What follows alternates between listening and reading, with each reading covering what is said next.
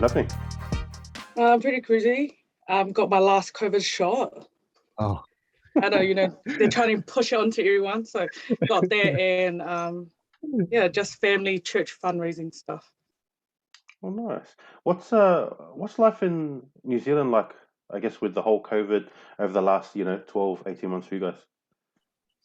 I guess where we live in Wellington, it's all right. But in Auckland, like, it's pretty crazy. And then you have like the real extreme people who are opposed to, getting COVID vaccines and stuff like that. And then you just have people that will just go and do it. Like Mm. just, Um, but then we also have the government trying to push it upon communities by offering like NGOs with money and things. So we have like in Auckland, they were giving out $100 vouchers, like supermarket vouchers, Wow. which had a lot of people like just queue up to one of the Tongan churches. Yeah, Mm. and they did it here as well, but not many people because we don't have as much islanders. There isn't a big demand. So instead of Mm. like a voucher per person, it was more like you get your name put in a drawer kind of thing. Oh, okay. Yeah. And how was it for you guys with things shut down? Was it tough having all the takeaways closed, or was it all right for you guys, or? I think with my family, my mum is a great cook. So we Yeah. don't really eat out much. So we weren't affected by that. But I think just seeing other people within the church or, family, friends and things like that, they made it a bit tough. But with my immediate family, we pretty much live on the same street. So we're able to have one bubble. Yeah, yeah. Okay, nice. All right. Well, how about we go from the start? If you just want to, I guess, tell us a little about yourself on, where you grew up in the early days, some of your earliest memories.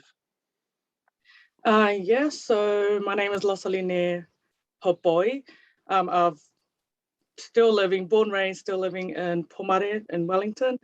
So I went to all the local schools, grew up in a family of 6 kids with my parents and a real tight-knit family as well. We've got all my dad's family living in pretty much the same suburb. So we always had, I think every weekend, every day, we're always surrounded by family members. And, from the churches, we yeah, pretty much learned how to speak, read, and write in Tongan. And then at church, so my parents are really strict on as soon as you leave the school gates, you spoke Tongan. And, once you leave the letterbox, that's when you speak English. And I think we're lucky in a way. Like back then, as a kid, we're like, punishment having to speak Tongan and stuff. But then we appreciate it more now that we're older, that we can have conversations with our elders because of that, if that makes sense. Yeah, 100%. Man, that's so good that they did that. And you're able to be blessed for now. I know so many people in Australia, and me and my brother are probably, a perfect example. Both my parents came from Tonga, and we were born and raised in Australia, but majority of the time we spoke English Mm. at home, and it wasn't, it was only like the little words like kafu and, your Oh, yeah, blankets and yeah. your tapuni matapa, or like close the doors, all that kind of stuff. That was the Mm. only like Tongan words that we had, like all the little words. So when Yeah. we grew up, like we saw the uncles and aunties and they'll speak to us, but we didn't have the same connection. So for you to be able to grow up with that and have that appreciation, that's awesome. Is that something that you're trying to instill with some of your younger family members as well?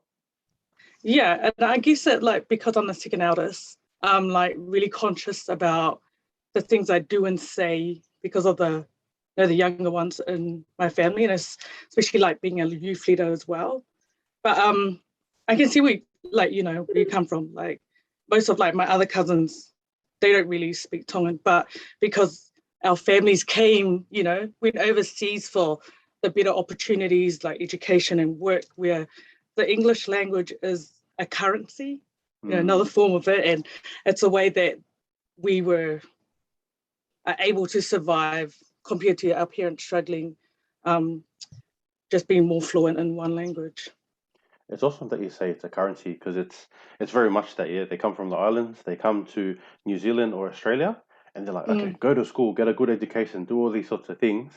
But sometimes the language, and then following that, sometimes the culture gets lost. So the fact that your mm. family was able to keep that is something that's really special. Do you think it was your family in particular, or was it like with your church, or was it with your area in Wellington that you guys were living in? I think it more of because we're just Tonga, Church of Tonga. So everything Mm, in at our churches, like our Bibles, hymns are all in Tongan. Everyone speaks in Tongan. Services are done in Tongan. So, in order for us to be able to fit into that community, um, we had to speak Tongan. And at our church, we learnt everything we do in Sunday school. You're writing in Tongan. You learn how to do formal speeches. So, it's kind of like school, but in the Tongan language. And that's why, when we came home, our parents will push us to speak Tongan because then we go to church, it's kind of like easier to communicate with, ministers and stuff speaking formally. How Tongans have like different languages. yeah. Instead of just, standing up and doing a speech, we can actually like, start from the start, whakatapu and all that. Okay. Awesome. And you mentioned you've got younger siblings. So you being the second eldest, um, how did that affect you growing up? Do you think it was easier having someone older than you, or did you have certain roles and responsibilities in your family? Definitely easier having someone older.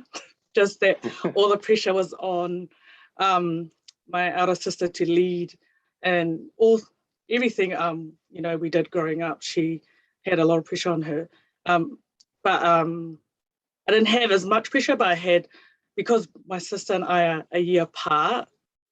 It's kind of spread upon both of us to be good role models for the younger siblings in our family, and make sure that they're in line. When our parents are working their numerous, I don't know, countless 2 jobs each or whatever, so we're kind of like babysitters slash assistant parents. Yeah. So you mentioned with your parents, working so much. What was the encouragement, or what were some of the things that they said for you in relation to study? I know you're someone that has, definitely done quite a bit of study. I guess how was it growing up with your parents, and what was their views in relation to, I guess, study and furthering your education? Yeah. So our parents are definitely strict on school. We had to do really well, like coming back, if we wanted to play sport, we had to perform as well in the classroom. So if we got back our school report and I don't know, we're lacking in one area, there was we were pulled out and had to come back the next season. So, and our parents always said, look at us, do you want to work 12-hour shifts or Mm, stuff like that?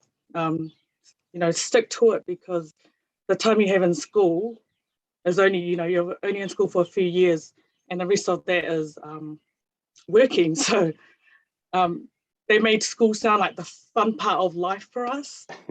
So yeah, in a way that was really good, because it made us make the most of school, getting involved in all the stuff in like the classroom, trying to be like a class rep, or trying to represent the academic side of school.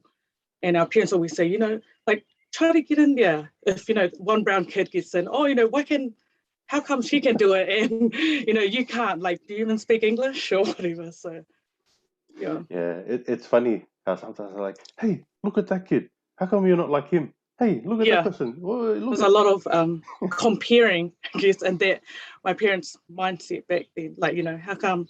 And I guess I used to always think, oh, whatever, used to think they're punishing us by comparing us to different kids. But now I'm older, I kind of like think that they had more faith in us than we did ourselves Yeah, to and push us. Yeah. it was more of a form of encouragement as opposed to a Mm, put down. yeah. And like you said, it's not until you get a little bit older you're like, you know what? I think my dad was actually trying to help me. and push me, Yeah. like put me down.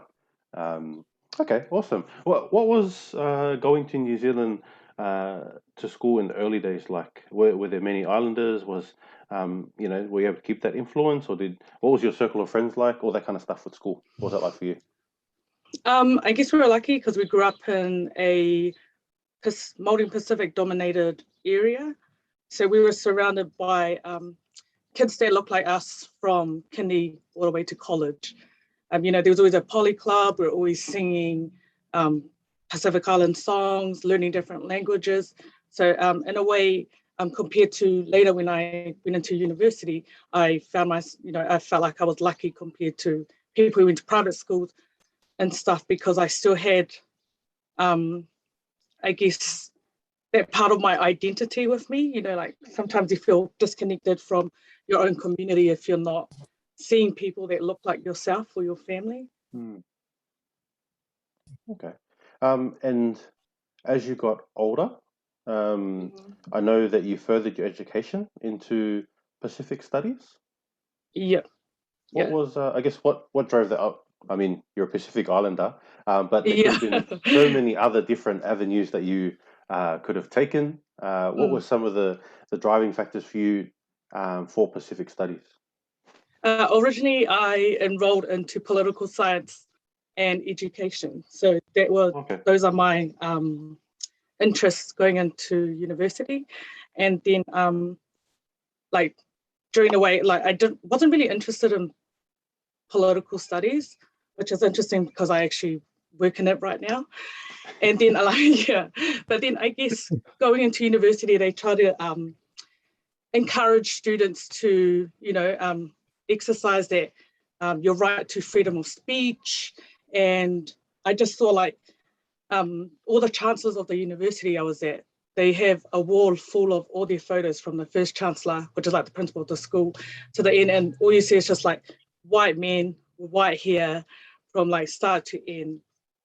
And thought that it just made me think about my community and trying to represent them more, or bringing our voices to the academic world more.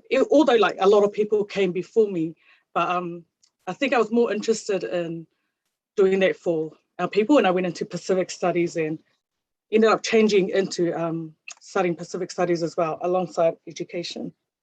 Oh, awesome. Are there any specific areas or anything, I guess, stand out for you with your recent studies with Pacific Studies?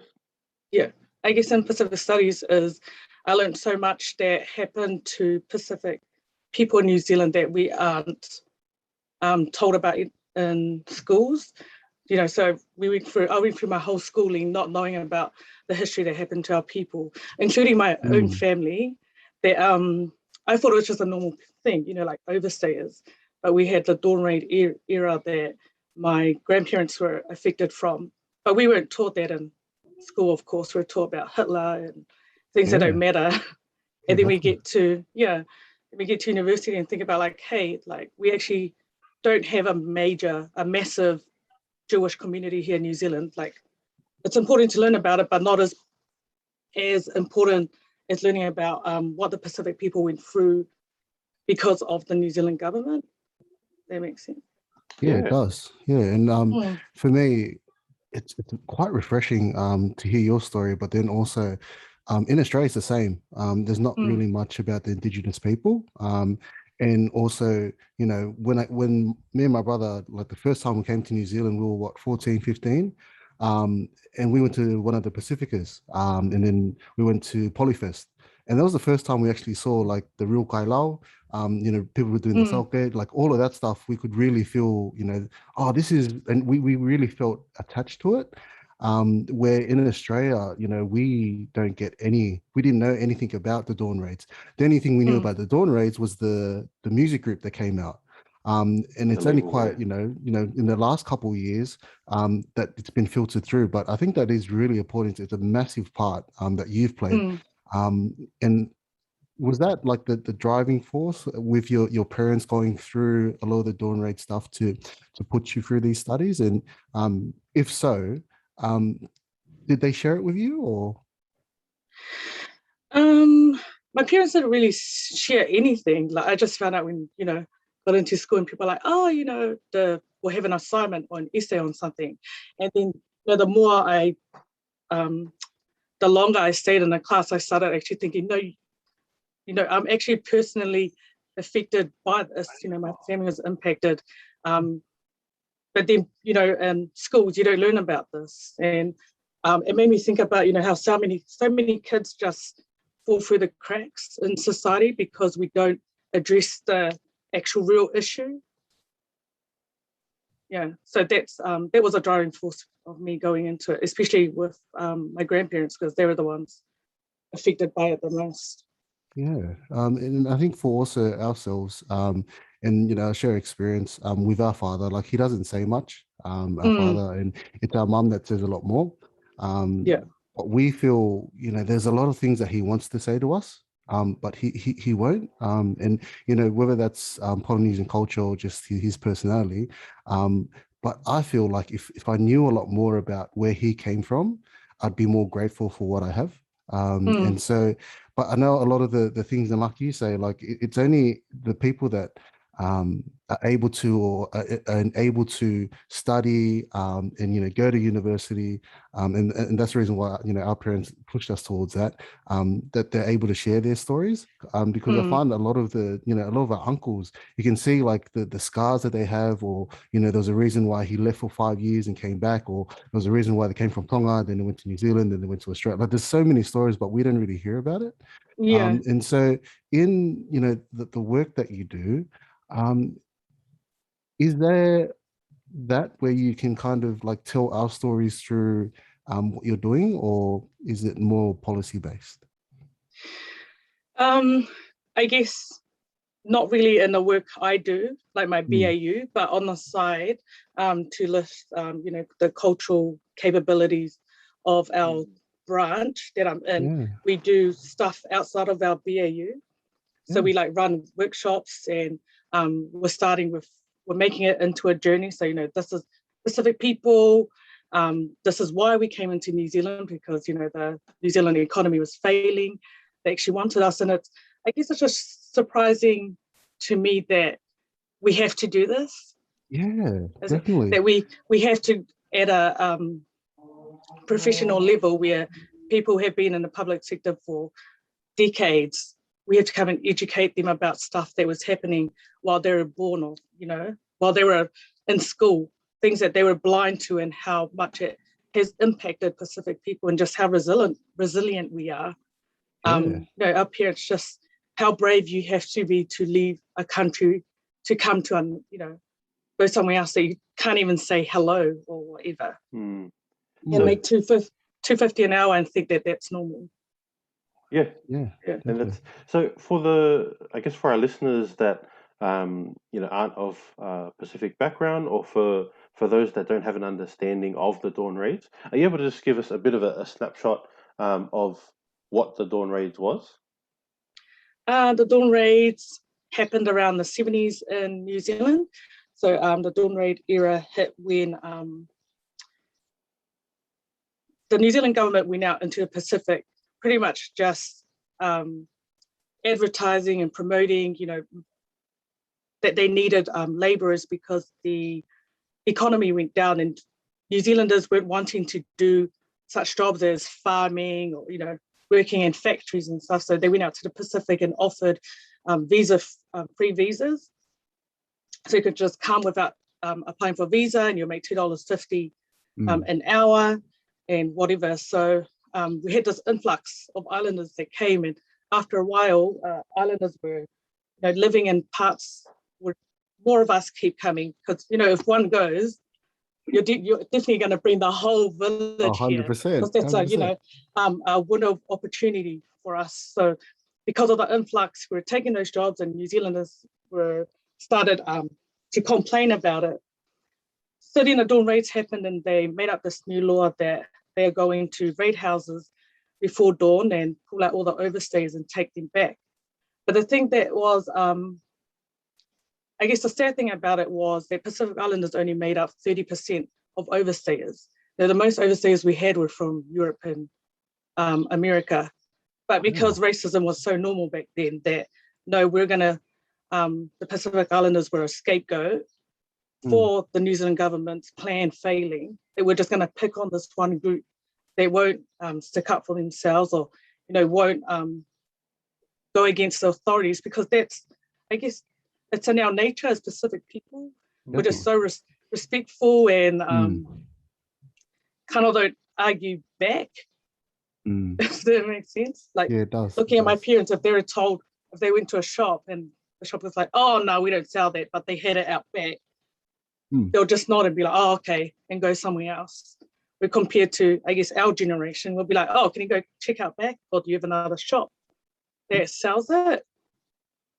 So, yeah, that's pretty much the Dawn Raids. And it went on for, I guess, until the 90s, when the Panthers were just fighting, and a huge public outcry about the injustices happening, that the government backed down and started offering residency to overstayers that were still here, that came through that scheme.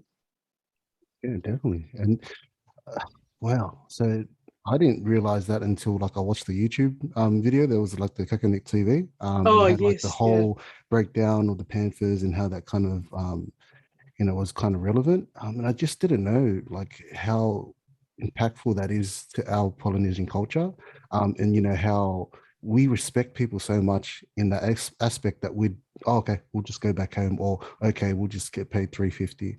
And so for the workshops that which it sounds amazing, is there places people can go, or is there resources that that people can go to that are listening to this podcast? And if not, that's fine, we can add it in later, but is there? So we partnered up with the Ministry of Pacific Peoples in New Zealand. Beautiful. So they've already created heaps of tools and resources for, I guess, pretty much just educating and training staff on how to engage and interact with Pacific people. Because, working in policy and for the government, you want to build that trust with Pacific people. And if you're just going in and you're going into a Samoan community and you're saying malolele, they're definitely just going to be like, yeah, wow. See you later, mate. So it's all the really simple things that, I guess in a way, the more we do these workshops, I'm just like, we should get paid for this. In another way, we're doing this on top of our BAU. Yeah. Like it's still happening. Yeah. Like makes sense. Yeah, no, it does. And you're repairing a lot of the things that we're missing at the moment. So definitely, after this, we'll get the links for whatever, stuff that we can add on, because it is really important, because I feel that sometimes I'm broken myself, that, I don't know how to speak Tongan, and, I look Tongan, like I can't change this face. This is my face. Where do I go from here? Because sometimes I'll go to to a funeral, or I'll go to a birthday, and I feel shy to kind of go up to my own people and have a chat, because then they'll be like, they'll speak Tongan, right? And then once I speak English, they're like, oh, well, I can't really connect in that way. So I think that's really important, those workshops, to kind of make people like me feel like I can be connected once again, because I really feel disconnected sometimes. And then when I'm with my Balangi mates, also with my Aussie mates, there is still that disconnection. You're not real fully Aussie, you're brown Aussie. It's kind of that way. So, I think that the work you're doing is amazing. Like, that's definitely something that, can help and repair people. And definitely in my circumstance and my brother's circumstances, where, your parents have come to a new country, and now they want the best for you. And for our parents, they saw that, they had to speak English to us. So then so they're learning English, but then also us to kind of keep in school. And they didn't really want us to go towards too much of the Tongan stuff. And, that might be through other things which we don't know about. But I think it's definitely really important for the things that you're doing with this repairing, and really acknowledging that there is something missing. Especially for people that have come over from another country to a new country and then not being assimilated. So, yeah, that's amazing. Thank you for that. And that's how we for us as Pacific Islanders, it's a strength and a weakness, yeah, where our Mm, respect that we have for people, we're able to, see their side of things, and we're able to understand what their point is. But sometimes we are so, uh, respectful, or we're so, I don't know how to put it, but we don't push, you know, mm, and we're not willing to say no, that's not right, or hey, this is fair for everybody. This is what you should be able to yeah, do for me, just because you're doing it for everybody else. Um, yeah. how do you feel that we can kind of change that without trying to be like a high head or trying to be a show off? That Polynesian Yeah. culture that we talk about. I guess because it still happens now, when I go with Mm, my parents somewhere Mm, and a balang will be on the other side of the counter, like, oh no, oh why, and I mm, and once I question it, my dad's like, "Sit, tukuya, don't do that." They said no, and I'll be like, no, you have a right. I say it to them all the time. No, you have a right. You can ask. It's their job to help. Instead of me sounding fear poto, because my mm, dad will be like, "Tukai fear poto," stop being a know it all. But yeah, that's what I try and encourage and push to people, and especially our youth. When you go out, always yeah, question things. Be curious, and at the same time appreciate that you are different. You know, you're unique as a Pacific Islander, especially as a Tongan, in a community. You have a part to play, because a lot of the youth think that, oh, at church we can do this, speak in Tongan, we do all mm, this Tongan stuff, and they think, and then when it's time to go and apply for a job, they aren't confident in yeah, definitely. fitting the job description, and they kind of forget that the skills that they learn from leading a youth or organizing stuff are transferable into applying for a job or whatever. I yeah. think, So yeah, because yeah. recapping that, you can question things and you can ask questions and still be respectful.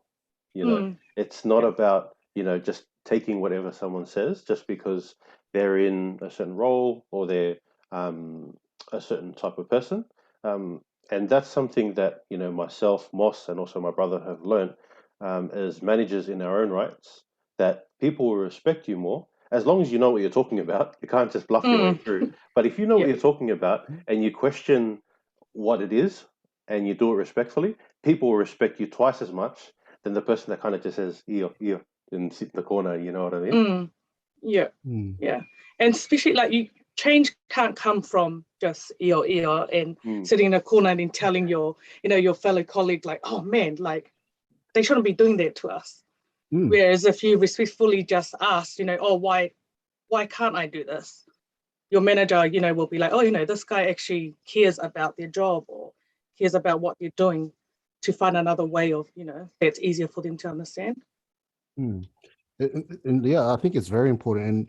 And Peter won't say it, but he's a bishop for the Church of Jesus Christ of Latter-day Saints. And so he's transferred, and like you said, he's transferred like a lot of the things that he does at his church into the role that he does now as a manager. And I think that's so important. Like if you think about all of the Polynesians that, when they speak in front of people, how confident they are in Church or Loto. They're so confident. But then when they come up to, trying to do a resume or trying to talk to somebody in an interview, it's not the same. And Mm, it's definitely something that they need to kind of, or we need. Like sometimes even with my kids, you know, if they don't speak up, I'm kind of like, oh, that's okay. Yeah, that's all right. But if there is something wrong, we really need to speak out and talk about it. mm, And moving further to that, like you've done so much. So you've gone through school, worked so many jobs in between. You've gone to university, and we'll get more to your university and your degree. And then after that, was it after you played rugby, or was it before you played rugby or was it I during? played rugby after university. Oh, great. Yeah, yeah. And how let's was that go. representing the big red flag and putting Um, on the jersey? And what yeah. was the, why? Well, I guess like we're all the same. Like, you know, growing up outside of Tonga, yeah, even me, I say Tonga instead of Tonga. Outside of Tonga, you try and like, you know, fit into your community here. Like, you know, I went to school that had a ton of Pacific people, and I try to fit into, you know, all the like Samoans or whatever people around me were the only Tongans at our school. So I kind of just didn't appreciate being Tongan as much, and especially coming from, you know, South Tonga. I was like, oh, you know, I want to be a bit different than everyone there at my church. And then, you know, as I went through,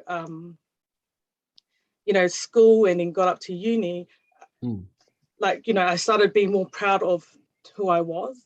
You know, actually being Tongan, you know, it makes you different. It's a unique thing. Like, people don't know about doing, I don't know, why you wear tawa. Like, you know, we're the only people that wear tawa. Or people don't know why this and that about being Tongan. And it made me, I guess it's just that pride started instilling that pride into me until I left. And I was like, you know what, I want to represent Tonga and stuff. I want to, you know, represent Tonga and like, and government or whatever. And then I guess the rugby was the first thing I got into. And then we ended up just, going crazy with all Tongan stuff. Yeah. And so, was that always like a dream for you to play for Tonga, or it just came naturally?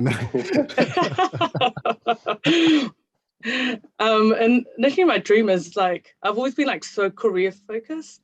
I was like, oh, you know, one day I want to work and represent Tonga in, you know, whatever field.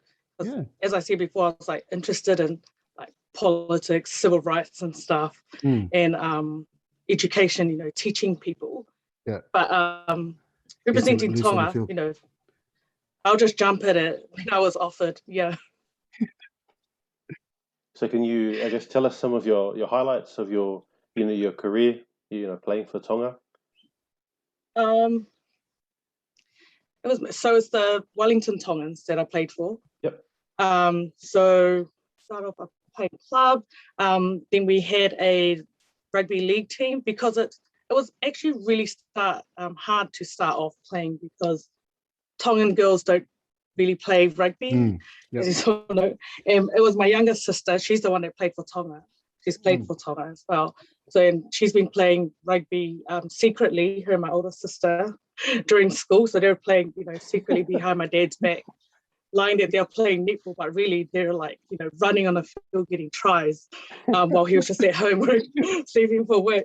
And then I got into it after school, and I was just, I guess, playing with people that understood the same language as you, and then you had much more pride in the colour you wore because of the people that, you know, it just meant more. I think instead of just playing for, you know, a normal club, which we did on the side, but being able to see your own people on the sidelines, like your families or people that look like you next to you as well, playing on the field just as hard, was really rewarding for the time I played for, you know, Wellington Tongans. And I guess, how did your parents feel about it? I remember, you know, growing up, I was always, you know, one of the bigger kids. I knew that I could play football really well. Me and my brother, we started playing league just for, you know, normal the clubs, rugby. But you know, our parents were always like, oh, you know, you might get hurt, you know, before we started playing. How did your parents feel about you and your sister playing? They were the same at first, but I guess like because we did all the other stuff to, you know, like, oh, you know, we'll go to school, like we'll show you, just, you know, give us this one thing. And then I guess I didn't think we'll be good at it. So it's like my dad was probably like, oh, go play, you're like, she'll probably break the league and then they'll be done. But then, you know, we ended up playing for representing Wellington. Then we started representing, you know, the Wellington Tongans. They got more supportive in that way, and we created, you know, the Wellington Tongan Rugby Club as well. My dad was, so Wellington Tongan Women's, so rugby union. And then, you know, we went from starting as just me and my sister to having a team of like over 50 girls. So it was rugby union, but we got into like rugby league nines and we won the trophy there. We were like, oh, okay, cool. We can play rugby league too. So we'll go play rugby league. And then another tournament will open and they'll ask, can we go and play? So we're just playing union and league, just representing Tonga. Yeah. Because of that, yeah. That's crazy. It's changed the mindset and the culture, yeah, where everybody's like, all right, no, Tongans only do this, girls only do this, where you're like, you know what, we can make it good and we can be good at what we do and we can compete, at a high level against anybody out there. Yeah. Which is awesome. And I guess because my dad's like, he grew up in a family of 9 boys and 1 girl. And he probably, saw how it was so strict for his sister doing anything. And he had to, because they're a year apart, be with her wherever she went, as a bodyguard. So when we were growing up, he had 4 girls and 2 boys. And he always pushed the girls more, to be independent. Like, oh, you can do that. Have all the girls come help me do waka or whatever that we didn't like. But, he'll take my sisters to the farm or where the tele kumala and stuff like that. So he always pushed us to be able to, I guess, do both roles. You're making me hungry, Losa. We've got Hossy today, so if you guys are close. Nice. Oh, Losa, why? Wish we were next year. So yeah, we spoke about, and I said I was going to get back to it. So going into high school, or the end of high school, and moving into university, but you had a couple of hurdles that you had to go through with your mother and your father. Do you want to explain a bit about that, and then how that helped you go towards university? Yep, I guess, so my sister and I started working 14, 15, at BK to help provide for our family. Wow. Yeah, so I guess in a way it just made us, stronger. If we can, stick it out, we started, we had fun because we were so young, making so much money. But then it just made us, I guess, be more appreciative of education, being able to have a chance to go to school and pushed us more harder, because I was like, I'm only working 4 hours a day at Burger King, but I don't want to do this forever, like after school. And just talking with my parents and other people were like, oh yeah, we're definitely going to stick it in school because we actually can't work 12 hours doing stuff like that. And it just made me stronger going throughout uni and stuff like that, compared to other kids were like, oh, no, we're going to WAG school or whatever class. And I was like, nah, we don't actually have the option to do that. Yeah. Do you feel like it's a trap that sometimes families fall into New Zealand, where the younger kids have to work, support the family, and kind of get stuck in a job? You ever feel like that? Yeah. My parents say that all the time. They don't want us to go and work when my mom came sick, but we're like, there's actually no other option for us with so many kids. So, they let us go and work. But looking at my younger siblings, when they came up to the same age and wanted to start making money, my parents are like, nah, you have to go work because you have to go to school. Once you start making money, as a young kid, you're going to like it. And then, think about, if you can't, and then you do get stuck because you get to an age like, oh, my friends are working now. I'm too old. I'm only 21, but you feel like you're too old and you're going to be, the old student. And if you go to school, the money's going to go down. You won't have much food, for the family to eat. Yeah. So then you've made that sacrifice, and it's, I think it's counterintuitive there. You have to sacrifice something that's small for something that's a lot better in the future. And for yourself, you've done really well. And you're currently working as a policy analyst, I believe. Yeah. So tell us a little bit about your role, and did your studies contribute to that, or was that something that you kind of just applied for and got? I guess my studies in a way, but I've been working for this organization for 5 years and kind of just built my way to where I am now. So I'm currently a policy analyst in the ministerial services team. So the organisation I work for, we cater for 5 different portfolios. So we have 5 different ministers, and all the letters, from normal New Zealanders that go to those ministers, we answer on behalf of the minister. We also prepare advice for the minister. So if they're going to a press conference or anything, going to meet with stakeholders, we prepare all the advice for the minister to cater to what the stakeholder will want to talk about or whatever. So we just make sure that everything that goes to the minister won't stuff it up for our organisation, if that makes sense, or for the New Zealand government.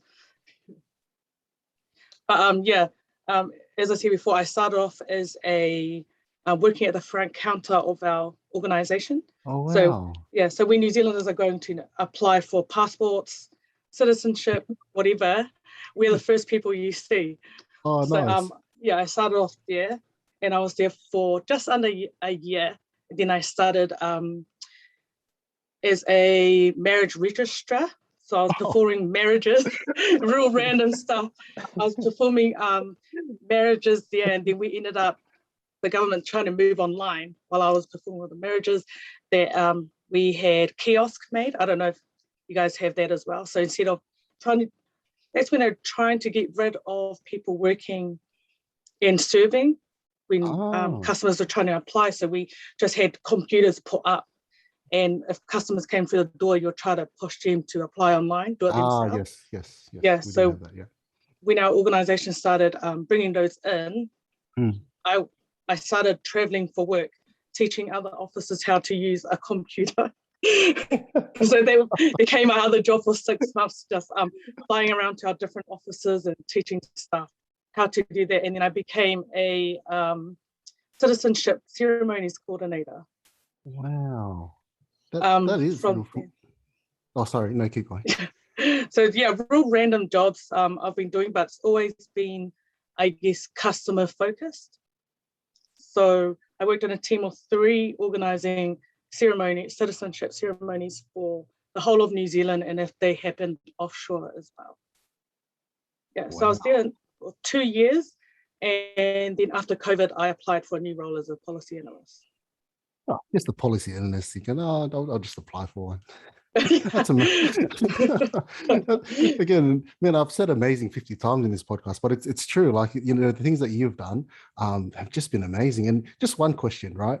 So dealing with, passports and then dealing with the marriages, did you have to marry some of your cousins and some of your family or your passports? And hey, Losa, do you give me free passport? Do you really love my cousins or not? Tell me the truth. Well, that was the motivation of me getting out of the counter where I was working. Because, people at church will be like, with form wouldn't get passport there. I'm like, oh, damn, come on, do you have your visa? But I had to do a lot of that, and it just motivated me to get out. And real funny, once I was performing marriages and my cousin didn't know so I think him and his family planned it, and it was kind of like a secret wedding. Oh no. One of the gunshot weddings, and he came into the office and I saw his name and I was like, oh no, I'm just going to surprise him. And then I was like, just tell them to go into a little temple that's set up, and then the registrar will be in there soon. So they walked in, they were waiting, and I walked in, I was like, hello, Dalava, and he turned around and he was like, oh no. This is my friend. I was like, oh, geez. That was, I guess, the only highlight of that job. Yeah. And then what I want to know is, when you entered in that marriage realm, I want to know if the divorce rate went up. That's what I want to know. And that's a very special welcome to Moth, who's just joined us. Always has to be that one person. That one cousin, the one cousin. No. Continue, my bad. And I think it does cut. It looks like, and you talked about, people feeling needed and wanted, and you being in front of the customers, which has been really great. And then you actually doing the ceremony for citizenship. That's amazing. Like, it just shows that, sometimes in life, and I don't want to be that old uncle that says all these different stories, right?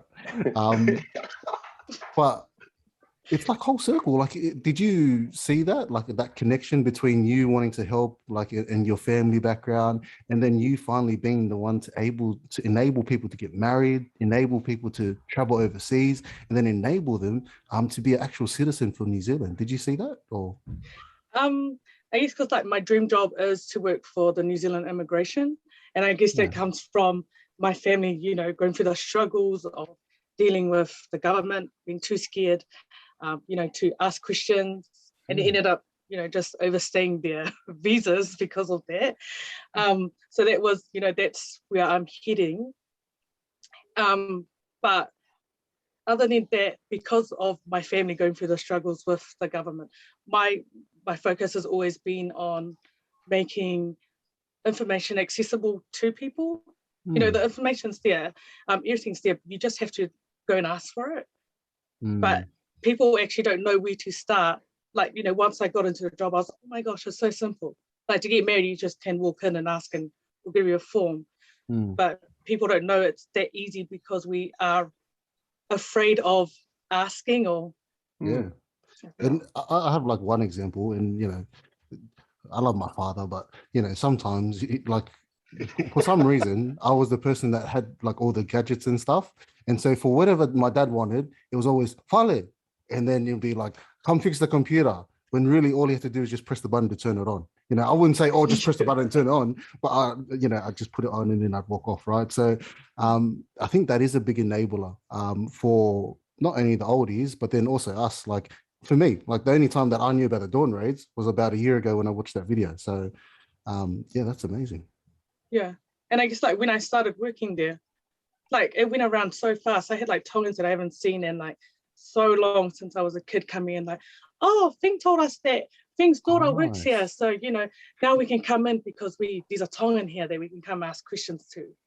I'd just be like, oh, you know, that's rewarding, especially going to, you know, Manukau. I don't know if you guys have been in Auckland. And I was always going to Manukau and I was helping Tongans that could not speak English. You know, simple thing as registering their babies. Coming in, it's been like over 2 years and you'll get fined for not registering your kid.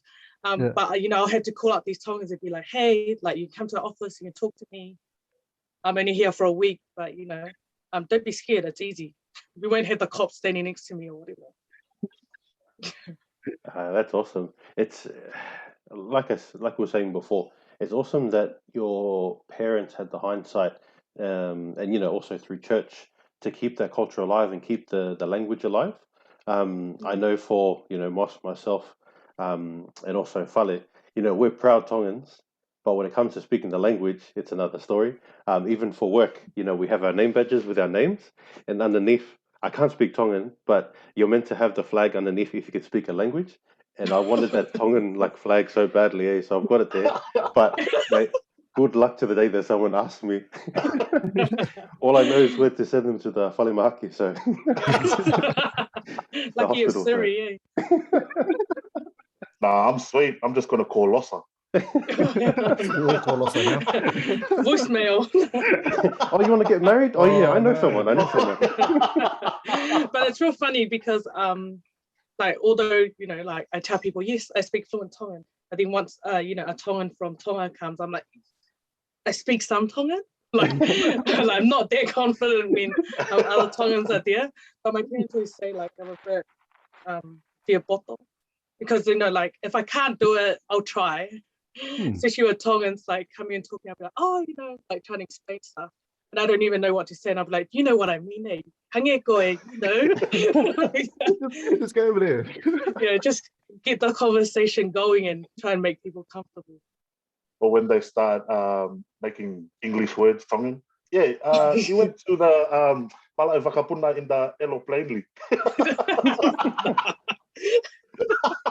Don't ever bring their plane here. Oh, we need to speak about this now. Yeah. So coming to the, you know, you've gone through your whole, and we've learned about your whole story, your connection between giving information to people. You know, you're so involved with the church. Now we've come to now, like you've let's speak more about, how you help the youth in your church. And, what do you see as some things that are hindering them at the moment? So what I do now with the youth, I try and whatever opportunity I can see for people, around the youth age, the community Zoom does for free, whatever. I just, make sure that they get into it. Even if it's just one person, I'm always we just need one person from the youth to do this. And then, we'll be sweet, and I'll stop spamming people with this. And once one person, joins, it's not really for the youth, it's for them. But in their mindset, because they're so young, they don't see it. But that's what I do. I'm so big on, I'm really against gatekeeping. That's what my thing is. If I find out anything that can benefit someone else or everyone else, I'll make sure I project it out for everyone. It's to have a shot at it, because we all deserve it, and it's there sitting there to be taken. So that's what I do a lot with our youth. Nice. And is it the example that they see that because it seems like you found some success with the youth doing that. Is it more like you get their foot through the door and then they see your example, or is there more that you kind of push them, or you have to push them a little bit more, or is there some techniques that we can use with youth? Because I found in where I work in Sydney, it's very highly populated with Polynesians, and they don't really know their Tongan. For me, I can't speak Tongan, they can't speak Tongan. And so they can't really identify with something. So what they do is they identify with their group and then they start causing trouble. And so we found that, the only way that we can kind of stop them is to have a chat to them. But is there anything else that, you've seen that's kind of helped the youth in Wellington? Yeah, especially, we have that same issue with my church youth, is that they just try and establish these little gangs. They think it makes them more, I guess, invincible or look more manly, especially with our boys. So what I do is I just try to get them involved in different things. Even if we've got youth games and they're just sitting there with caps on or whatever, we're like, nah, you get in. You get in, because in the future, this is what you have to do. And especially at our church, which is, not really popular, I guess, Siastonga. I guess if you're a Siastonga in Tonga, then you'll end up joining the same community here in New Zealand. It won't be appealing compared to Arise or whatever. Which is, So that's what we try and put on our kids, try to put that pressure on them that you will be doing this in the future. And if you're not doing it, who else is going to do it? Our community will just end up dying if you don't see the importance of what we're doing. So a lot of time is just telling stories back when we were younger, we were your age, we're really doing this. We're 14, 15 up here doing this stuff. So, you're not a baby anymore. Putting on a caps and trying to think you're tough isn't going to get you anywhere in the future. So, just making them think of the future, because you can only be a teenager for so long. And I really don't want to see our youth being 40, wearing caps, trying to be tough at the centre. I'll take off my cap. I'm taking my cap off too. But you know what I mean, Definitely. pulling up gang signs I'm lost or something. What was that last night? I think that was too much Can you don't look at my story today and my gang sign today, all right? All right, awesome. I think we've come, a full circle, and we've, really pulled out some good learnings from the past when we talked about the Dawn raids, but also, I guess, some of our cultural traits in relation to respect and questioning things, but also, moving forward, how do we do that respectfully and still be a prominent leader and ask good quality questions and know your stuff, so that it's good to question and people will actually respect you for it. And it's got you to the role, I guess, where you're in now, and also helping the youth. What does the future hold? Bring all this together. What are some of your goals? What are some of the things you're working towards? What are things you hope to see in the future? Yeah, I guess working at immigration, like actually Beautiful. getting on the ground and making a difference for our people. So, yeah, and my goal is always, to not stay at a job or a role for up to 2 years. Like I try and move around Hmm. and make the most of, wherever I'm at, whatever organization. I'm always trying to weave my way into different places. So yeah, so immigration is definitely where I'll be heading, but for the meantime, just doing all my Pacific cultural capability work at where I'm currently at. All right, awesome. And if you could go back and speak to, little Lossa that's just finished primary school and, about to embark on the journey of life, what would be, something that you'd say to that person? Something, be proud. Be proud of Oh, your identity, I guess. Yeah. Awesome. Yeah, our culture is so rich and there is so much strength in there, but sometimes we either hide it away or sometimes we take it as a weakness. But like you said, the fact that we're able to, talk to people, build good relationships, there's a lot of strength that other people can't do. Again, talking about our jobs, we're able to, just naturally just talk to people and de-escalate situations because that's what we do at home. That's the way we talk to people. Um, but yeah, okay, that's awesome. We might go to the Moss. We'll get Moss to the be there because Lapisi he's Fire. the game show host. So at the end of everything, Lossa, we play a little game, and Moss is our game show host. So he'll be able Oh, was it to. already time for rapid fire? All right. You got that time already? Did you say Fun? rabbit? Rapid fire. Lapisi. We're sorry, Lossa. We'll work on the name, all right? We're sorry. Who lost in the grand final last week? Rapid fire. I can't believe it happens with him. It's so different, It's so different. I know. Maybe next time for the Eagles, eh? Oh no. Eagle fire. Thanks for that, Lossa. That's all we have time for. All right. Office is a good word. No, yeah, after you. You got that time already, Fale, or? This is amazing. All right, Lossa, are you ready? I'm ready. Are you ready for these hard-hitting questions? No, whenever you open your mouth, I do not know what to expect. So, oh, all right. Let's go. All right. So you got 3 minutes to answer these. First thing that pops into your head, just spill it all out, and then we'll go from there. All right. So when was the last hiding or the last time you got told off by your parents? Last time today. Oh yeah.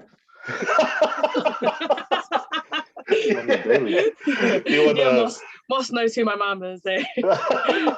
Oh, just got grilled in front of my fiance. All good. Are you allowed to disclose that information, or is that confidential? Yeah, it's just typical Tongan banter about villages, and she was going, back and forth with my dad. I don't want to say my dad's village. They'll just put me out there for more jokes. That is what I'm saying. When you start off as a joke and then it gets serious by the end of it. Yeah. So my mom started and I try to stick up for my dad and for my fiance. Oh, no. So we both lost. Hey, don't you ever. All right, next question. What's your fave island dish? Whaikakai. Topai. Whaikakai topai. All right. Now, I've seen you at your best work at the next question, but what's the jam that makes you act like you're crazy auntie at a siva, hula hula, or a party? Currently, real serious, it's this Indian remix. Oh, yeah. Indian Fijian remix. So I forgot what it's called, but that's the current jam. Oh, come on, you can't tease us like that. Now that you look up Indian Fijian remix. You got to put it up there. Yeah, so I'll send it to you guys. Oh, thank you. All right. Next question. What's the first album you ever bought? First album. It was actually a tape. Yeah. My parents bought me Usher's tape when I was 10 years old. Oh, that's And it cool. had, you know, Let It Burn and all those Oh, songs in it. So I was 10 years old, heartbroken over Oi. nothing. At 10. life goes on, hey? Yeah. Can you After sing us? vacuuming the house, and I'll just play it. Can you sing us one of your favorite songs off that tape? Nah, No. just taking. I was just about to be like, Vocals. oh, funny. All right. So, Lossa, they make a movie from this podcast about your life. Who's playing you? Okay, say something. Say something is out that- of it. Say something out of it. What's that guy's name? Eddie Murphy. If you want it, you know, it's up to you. All right. Lastly, tell us something that helps you kick back. Has been kicked back. And Netflix. Netflix. Yeah. Not fight cover like your brother. Eh? All right. Next question. Oh, What's something that makes you Last stay ready? chance. Stay ready. Like ready for. You know, just to stay ready. Like stay pumped. Yeah. Yeah. Like, Yeah. Anything that comes your way, you're ready to do it. Why is it so violent for? Why? Why is it so violent? Like, Ready Why to is this pick you not up the here. answer? It's just hyping myself up. Like, before anything to say, I just hype myself up that I am better than whatever's to come. Yeah. You know what I think makes you stay ready? You give you a Tongan flag and a Tongan jersey. Don't go there. Put you in a car and go parading up and down Campbelltown to Mount Jewett. That makes you stay ready. Yeah. Just have Sua Tauke Aho in the front. Oh, no. yeah, boy. Oh, like, wait, quick story. So what? We're over 4 minutes, but it's okay. It's all right. Keep going. Well, at Campbelltown, was it? It was like a few of us. We all went and watched. Oh man, what's the time? We went and watched Matema Tonga versus Samoa, right? Tonga got up. Anyways, I was taking my kids to the front and we're trying to scream out to the players that, oh, hey, to say hi, sign something, get a photo. Oh, Out of nowhere. Have you ever seen 10-pin bowling when a ball just knocks all the pins over? That was Lossa coming down all the seats. Siua! And she's yelling, Siua Taukeaho. Man, he didn't even come. Yeah, try, man. You know, All right. like you said, you pumped yourself up. You tried. You know. Yeah. All right, last one. Tell us something that helps you look sharp. Look sharp. Like as in like physically or No, like remember that Gucci bag you used to wear around? Oh. Nah. I was like, are you talking about like the hair gel I always use? I don't know. I actually can't leave the house without wearing earrings. Yo, That's what I'm saying. Oh. and your kia as well? Or? Nah, just joking. Nah. Gosh, man, you're supposed to be the game show host, man. You know? We talked about this before the podcast. You know? Okay. I know. I'm sorry. Like sometimes I just like have my man bun and then like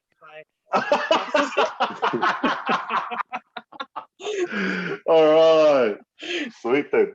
Nah, well done, Lossa. So, Lossa, again, thank you for joining us. Thank you for thanks sharing for your coming, guys. knowledge. Appreciate It's it. been crazy good. Again, please let us know all those links for what we've spoken about today, because it is definitely important and it is good to share the message out there. This is just the outro, so we'll talk about this after. But yeah, so thank you again for coming. Thanks, let Lossa. us know Thanks, if you need anything. Moss is happy to help out since he's your cousin. Yeah, 100. Thank you for the opportunity.